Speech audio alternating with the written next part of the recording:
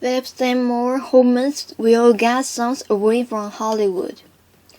Philip Seymour Hoffman's last wish for his son was that he grow up in New York, Chicago, or San Francisco, according to last actor's will. Hoffman, who died of a heroin overdose earlier this month, left his entire estate to friend and companion Mimi O'Donnell, who is the mother of his 3 children, according to a document released by the Manhattan Circuit Court Wednesday.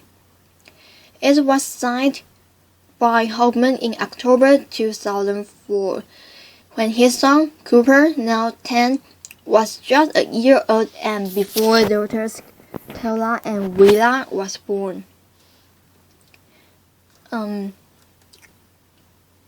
It is my strong desire and not this direction to my guardian. Let my son, Cooper Hoffman, be raised and reside in or near the borough of Manhattan in the state of New York, or Chicago, Illinois, or San Francisco, California, Hoffman stated in the 30-page will. The provision was in a section that applied only if O'Donnell was not living at the time of his death and if a guardian was to be appointed for his children. If living in his preferred 3 cities was not possible, Hoffman requested that his son at least visit there twice a year. The purpose of this request is so that my son will be exposed to the culture, art, and agriculture that such cities offer, Hoffman's will said. Noticeably absent from his list is Los Angeles, giving Hoffman's fame as a Hollywood actor. Hoffman named O'Donnell as his estate trustee and executrix of his will. Hoffman, 46, was found on the bedroom floor of his apartment, a needle in his arms. He was pronounced dead at the scene. Investigators discovered close to 50 envelopes of what they believed was heroin in the department, law enforcement sources said. They also found used syringes, prescription drugs, and empty plastic bags of a type commonly used to hold drugs, the sources said. Hoffman, who was nominated for academic awards for 4 times, won the Oscar for Best Actor in 2006 for his portrayal of writer Truman Capote in Capote. He earned academic award nominations for roles in Charlie Wilson's War, Doubt, and The Monster. Judge orders new sanity evaluation for accused Colorado movie theater shooter.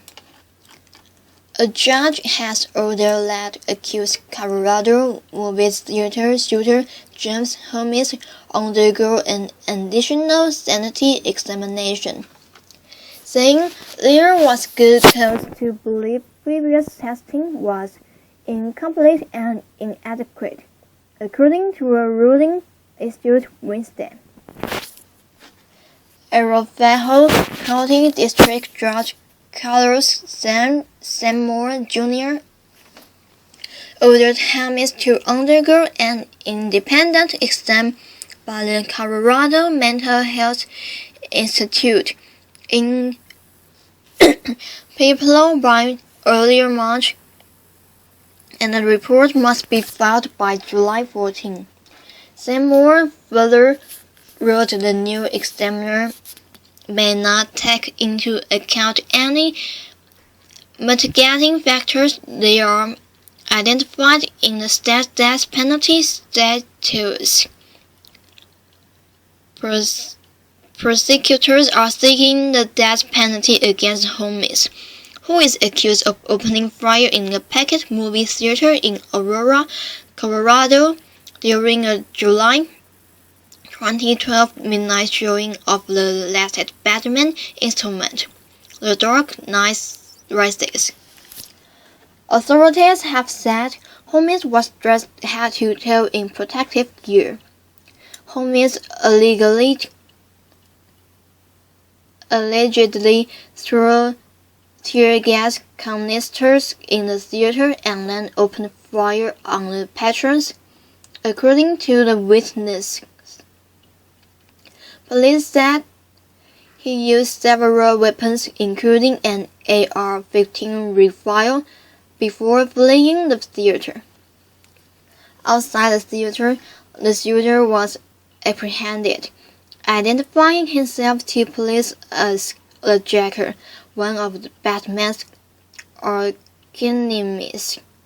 Holmes faces 166 charges in the rampage that left 12 people dead and dozens more wounded. Holmes was a neuroscience doctoral student at the University of Colorado's Ascot Medical Campus until the month before the attack. Prosecutors have argued that he began plotting his attack while still enrolled. The defense, meanwhile, appears to be focused not so much on what Holmes allegedly did that night but his mental state then and earlier. A psychiatrist have treated him had warned campus police at the University of Colorado how dangerous he was, prompting them to deactivate his college ID to prevent him from passing through any locked door, according to court documents. Bob Miner: Don't blame reporter for my crying during interview. Bob Miner may have ended up in tears, but he's not upset with the reporter who pushed him to the point. I was really surprised. I felt like it was me, not her. He tells CNN about NBC reporter Christine Cooper. After Miner won a bronze in the men's Super G Alpine skiing race Sunday, Cooper asked him about his emotion and stuck with the questions after Miner teared up, talking about his brother, Charlon, a snowboarder with his own Olympic aspirations, who died last year at 29. Miner, who ended up unable to speak, doubled over and crying, says he doesn't blame her for asking the questions. She asked questions that I feel like, with her knowledge of my brother and the situation, I feel like were pretty normal questions, Miner said. I've known Christine for a long time, and I think she's really comfortable with me, and I feel terrible that she was getting just massacred in the press and in social media. Miner's brother was in a motorcycle accident in 2006. He suffered several seizures after that, but still dreamed of competing in the Olympics. That was part of the reason why I was staying with it and coming back to continue to race, so we would be here together and, hopefully win together, Miner said. Winning was an incredible way to honor his brother, his death, which made Sunday great and painful.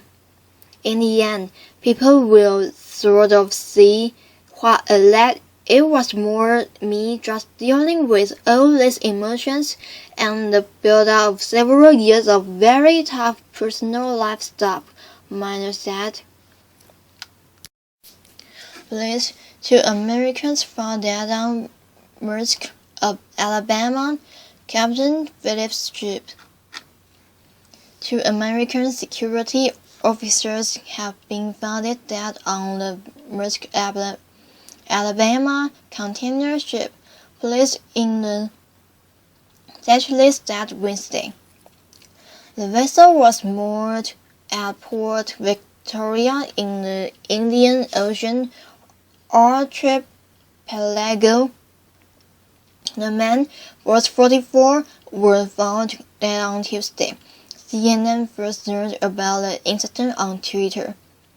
A postmortem will be carried out this week in order to establish the cause of the sudden death, police said, adding that the police investigation is ongoing. The Musk, Alabama was targeted by Somali pirates in an attempted hijacking of the east coast of Africa in 2009. The 2013 film Captain Phillips is based on the incident. The 2 men work for Trident Group, a Virginia-based maritime security services firm. The company's president, Tom Rolfe, said the men were former Navy SEALs.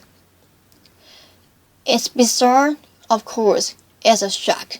They're all great guys, Rolfe said.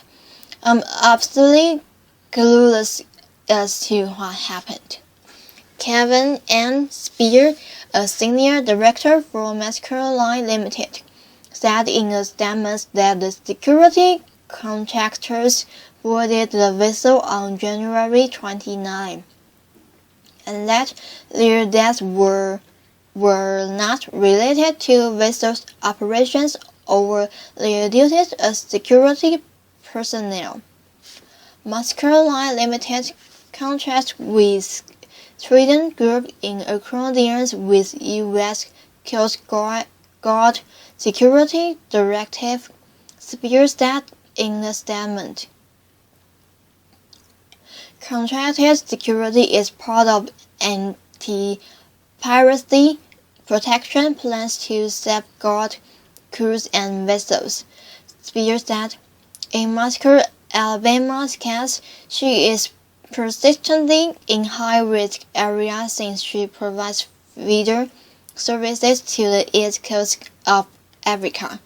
The vessel was cleared to complete cargo operations, and she is now at anchor waiting further instructions.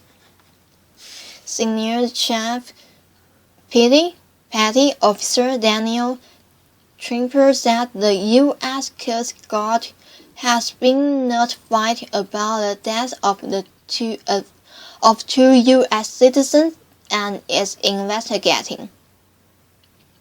But due to the nature of the investigation, that will be about all that we can provide right now, State Department spokesman Mary Harf confirmed the men were U.S. citizens. The Coast Guard is involved in the investigation because the Massacre, Alabama is a U.S. flagged ship, Harf said. Police said the ship arrived in the Seychelles on Sunday with a 24-man crew and had been expected to leave Tuesday. The bodies were found by a colleague who had gone to check in one of the men in a cabin at about 4:30 p.m. Tuesday, Citrus police said. In April 2009, 4 armed pirates attempted to hijack the Massacre, Alabama, 380 miles off the coast of Somalia. After the crew sank the private vessel and foiled their efforts to take control of the container ship, the pirates took the ship captain, Richard Phillips, hostage on a lifeboat. The incident ended 3 days later when Navy sharpshooters killed 3 of the pirates and captured the 4th. Phillips was unharmed. The ship was attacked by pirates again later that year, but armed security personnel fought them off. Another attempt by pirates to board the ship in March 2011 was thwarted when security personnel fired warning shots. U.S. talks tough, but options limited in Ukraine. The United States talked tough Wednesday about trying to halt escalating political violence in Ukraine, but analysts warned there was little that outside pressure could do, especially if the Ukraine military gets involved on the side of government cracking down on protesters. President Barack Obama condemned the unrest that killed 26 people on Tuesday and began spreading Wednesday beyond Kyiv, the Ukrainian capital, with reports of protesters taking over government buildings in the nation's western region. Obama said the United States expected the Ukrainian government to show restraint against peaceful protesters, and he warned there would be unspecified consequences for excessive action. He made a point of saying that Ukrainian military should stay out of it, as it has so far.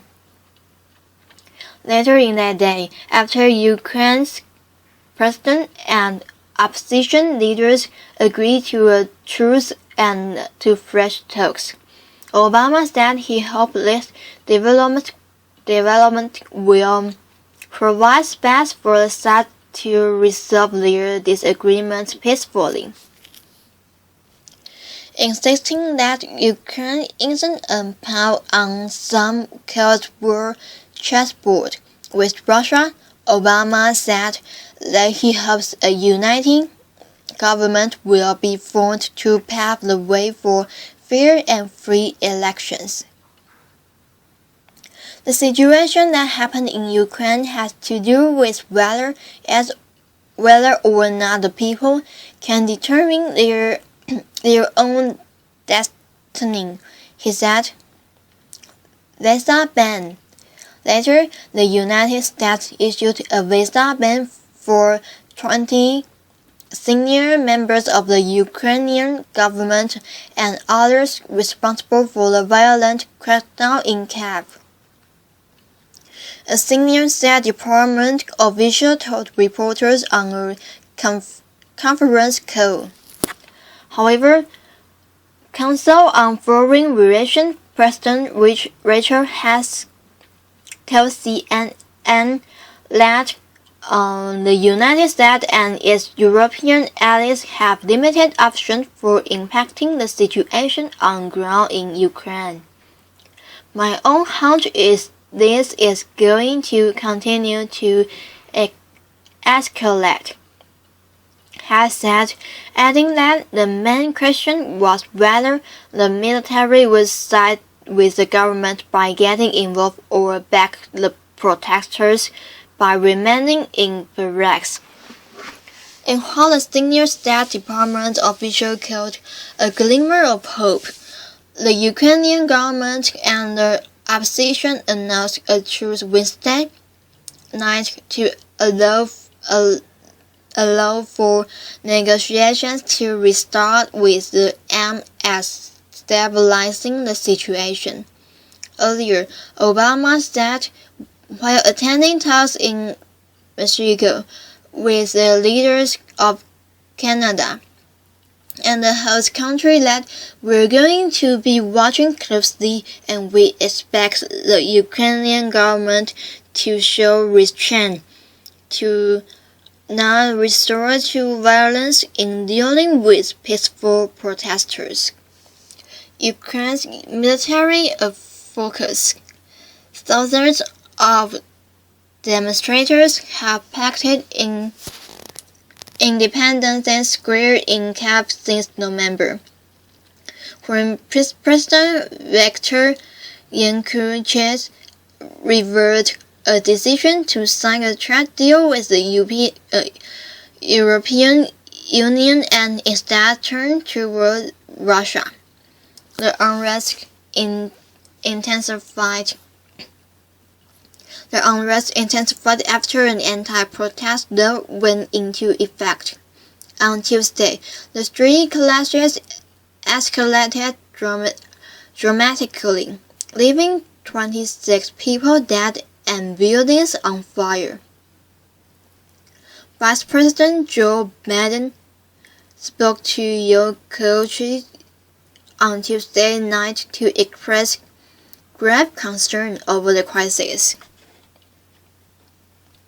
A result of the conversation released by the White House said Biden told the Ukrainian leader that the United States condemns violence by any side, but let the government bear special responsibility to de-escalate the situation.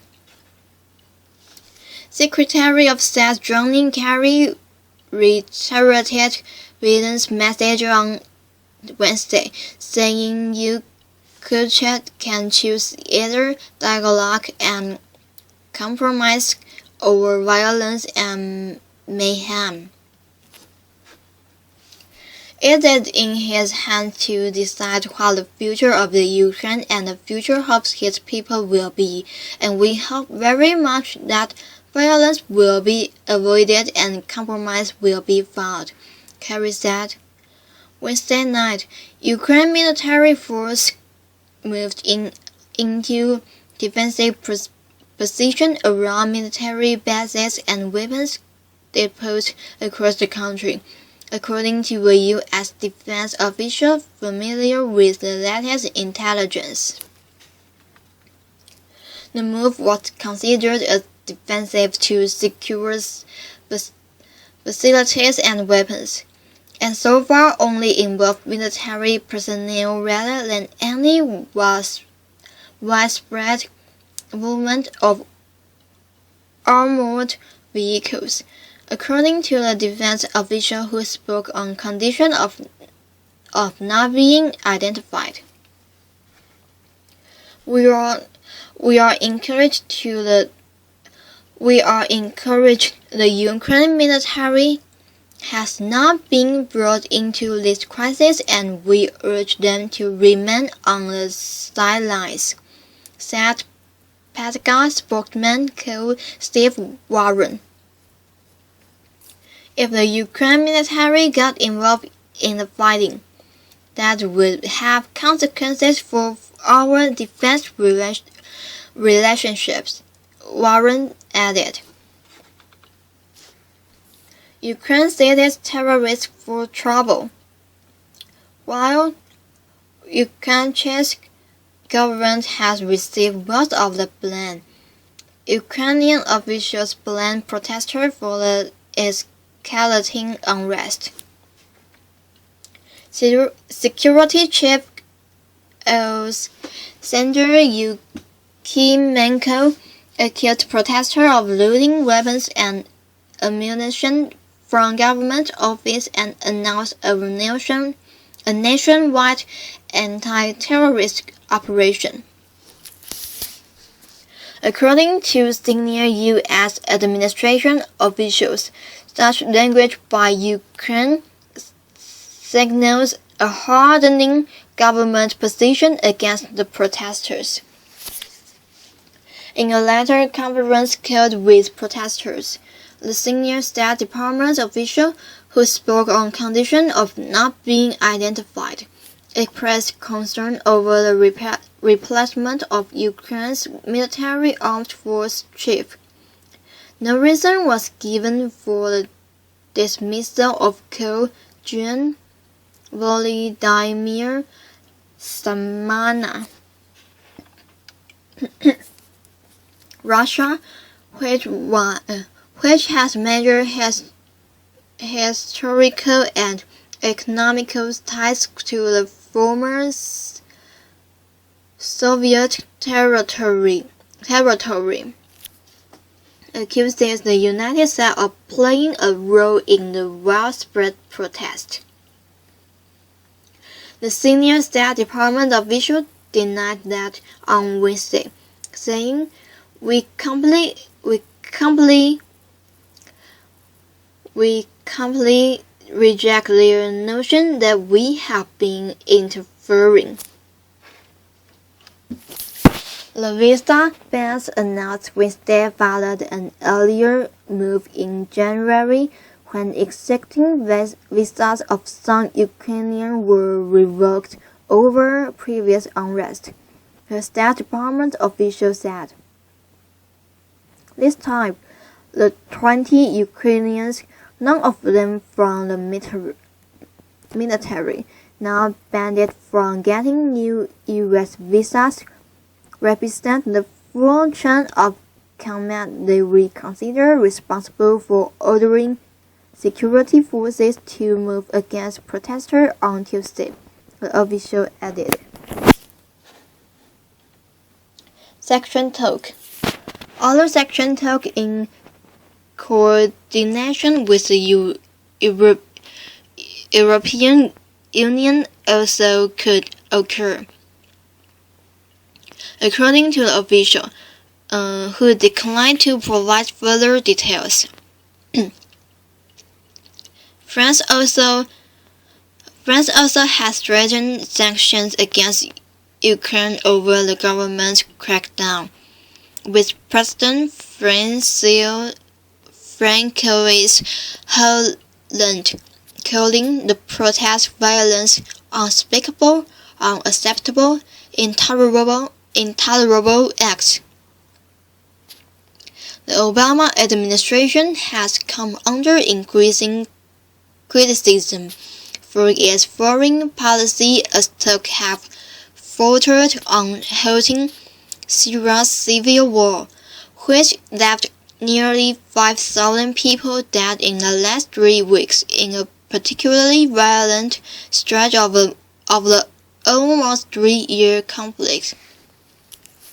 On Sunday, veteran GOP Senator John McCain of Arizona called the U.S. police in Syria an abysmal failure and a disgraceful one. Ukraine protesters stand ground as U.S. leader discusses sanctions. Explainer, what and who are behind Ukraine's political crisis? John Kerry, United States, EU stand with Ukraine's people. Back then more husbands will get sons away from Hollywood. Back then more husband's last wish for his son was that he grew up in New York, Chicago, or San Francisco, according to that actor's will. Hoban, who died of a heroin overdose earlier this month, left his entire estate to friends and companion Mimi of Daniel, who is the mother of his three children.